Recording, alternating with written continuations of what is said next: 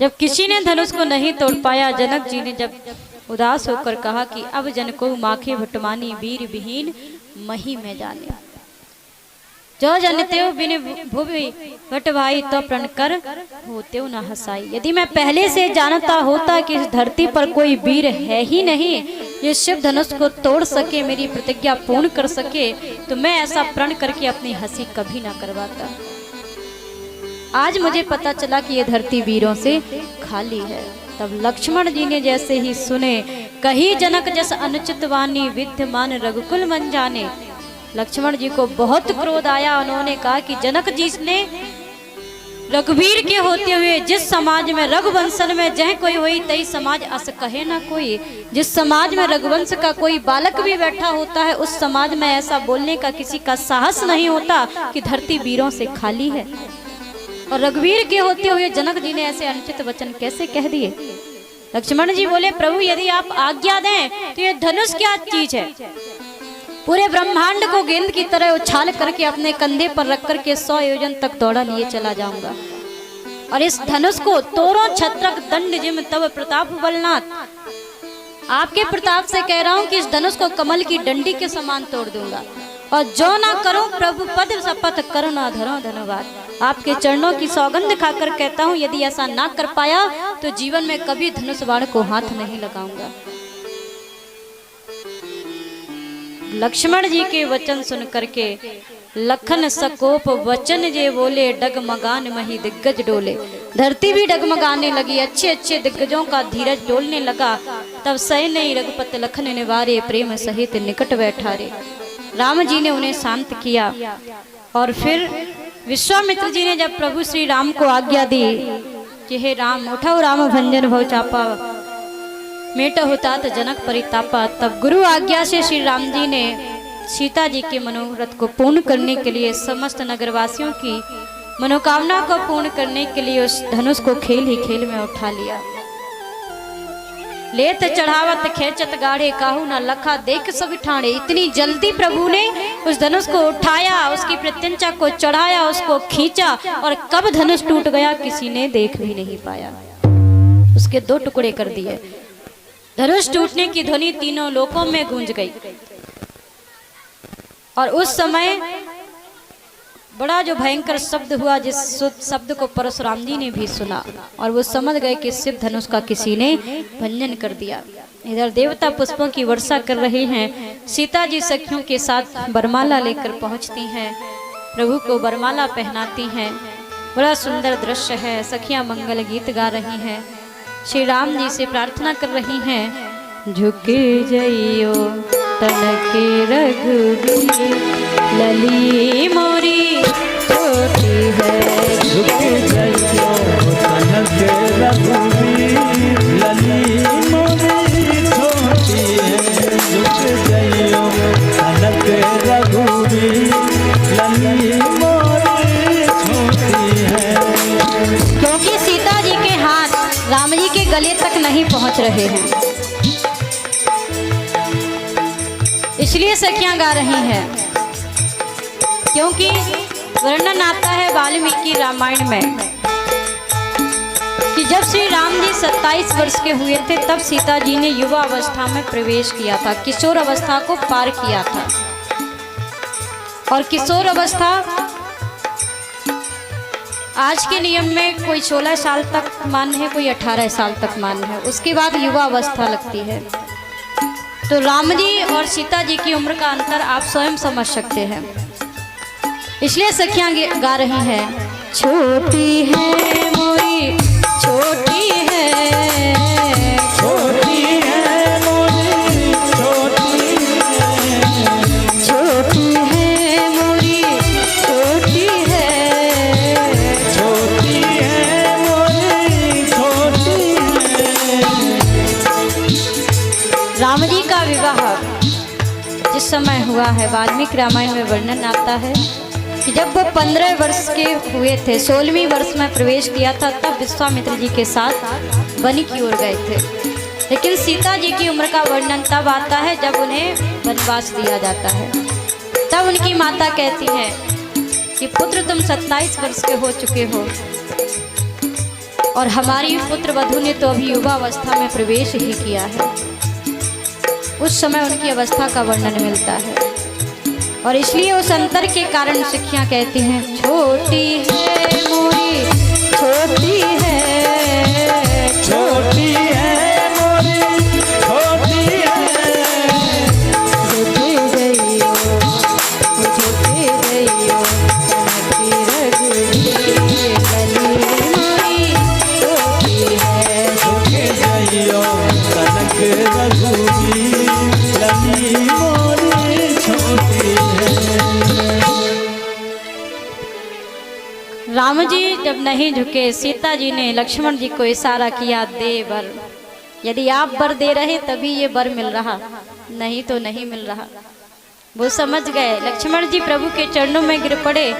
राम जी ने सोचा लगता है अभी बहुत बढ़ चढ़कर बोल रहे थे, बड़े गुस्से में थे, लगता है क्रोध आवेश के कारण मस्तिष्क पर गर्मी बढ़ गई है, चक्कर आ गया। राम जी लक्ष्मण जी को उठाने लगे, तब तक सीता जी ने वरमाला पहना। बोलिए भक्तवत्सल भगवान की जय, श्री रामचंद्र की जय। प्रभु ने भी बड़ी अद्भुत लीलाएं की हैं, समय नहीं है जिससे सबका वर्णन विस्तार पूर्वक किया जा सके। भगवान श्री राम जी ने शिव धनुष का भंजन करके जानकी जी को प्राप्त किया, परशुराम जी के अहंकार को भी दूर किया, फिर लौट कर आए, प्रजा को अपने व्यवहार से अपने गुणों से सुखी किया। और जब दशरथ जी ने उनके विवाह के कई वर्ष पश्चात उनका राज्याभिषेक करना चाहा, तब कुटिल मंत्रा के कारण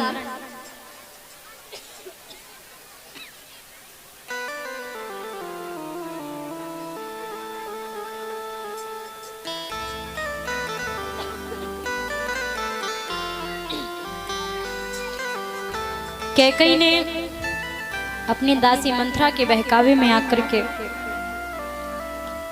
अयोध्या के सुख में आग लगा दी।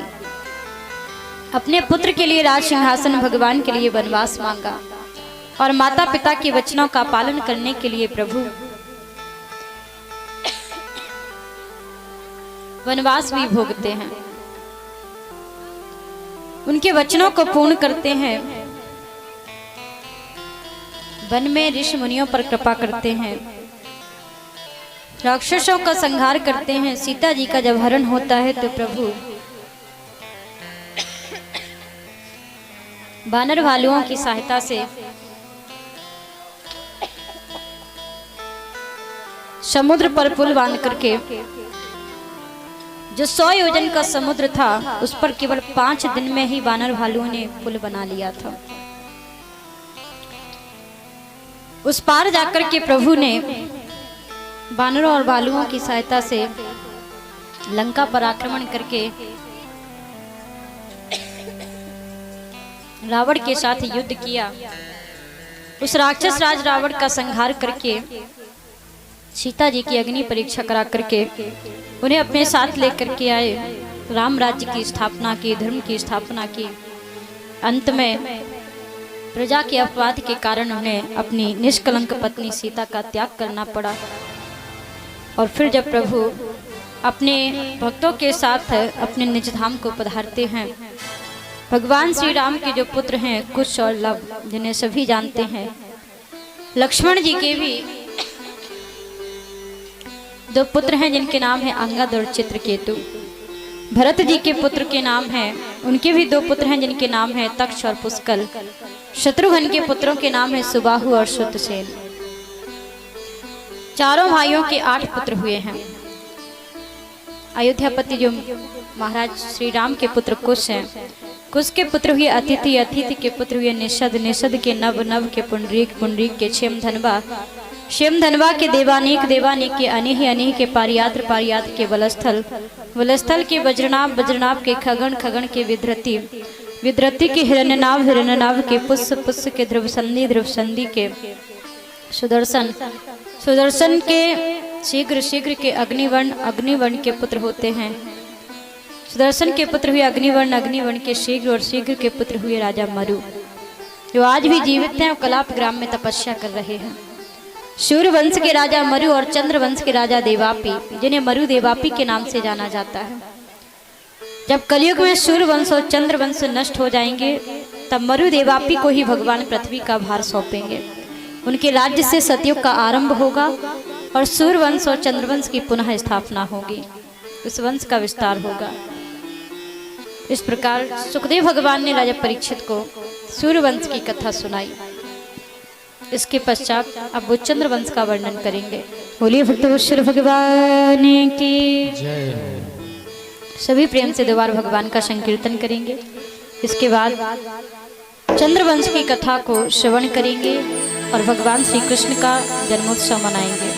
बोलिए वाक्य बिहारी लाल की जय।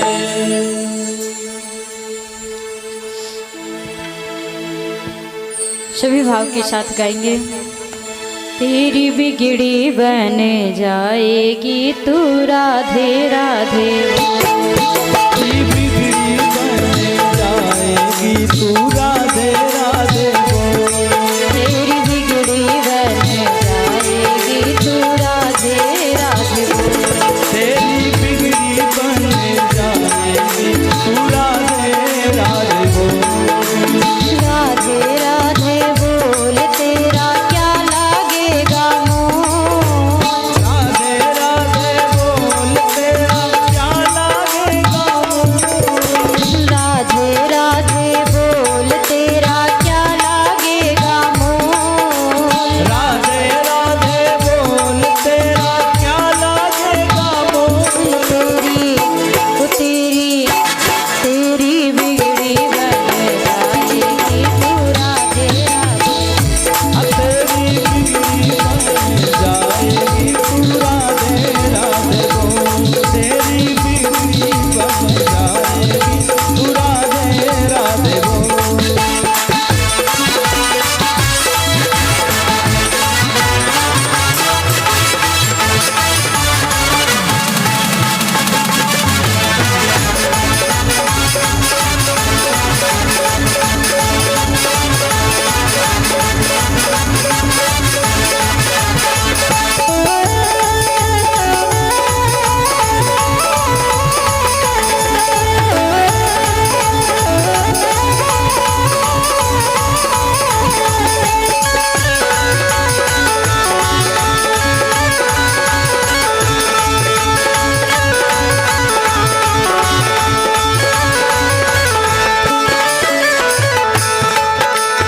चार दिनों का जीवन तेरा, 2 दिन की ये जवानी हो। 4 दिनों का जीवन तेरा, 2 दिन की ये जवानी हो। 4 दिनों का जीवन तेरा, 2 दिन की है जवानी हो।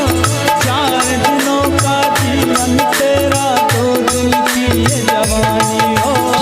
मिट जाएगा रूप ये तेरा, मिट जाएगा रूप ये तेरा, होगी खत्म कहानी। काया ये काया, ये काया काम नहीं आएगी तू राधे राधे।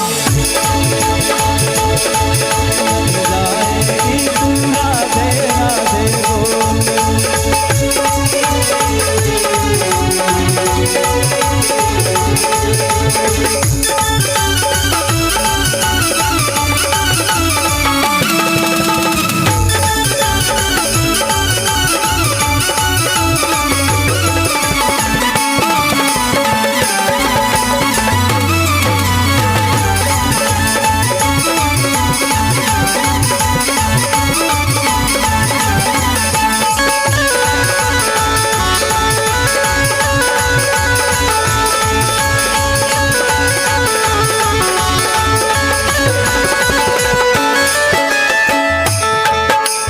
चोरी कर कर संपत्ति लाए, सुई का करते दान।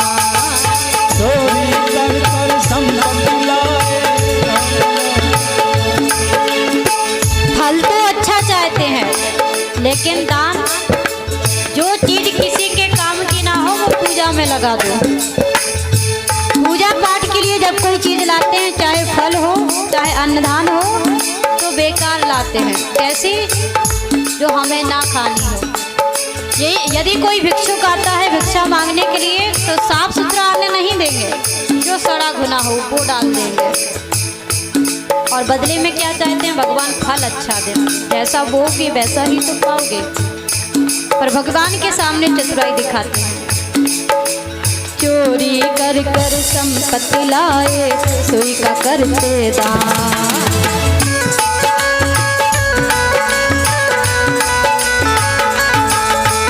प्रभु को देते रूखी सूखी, हरि को देते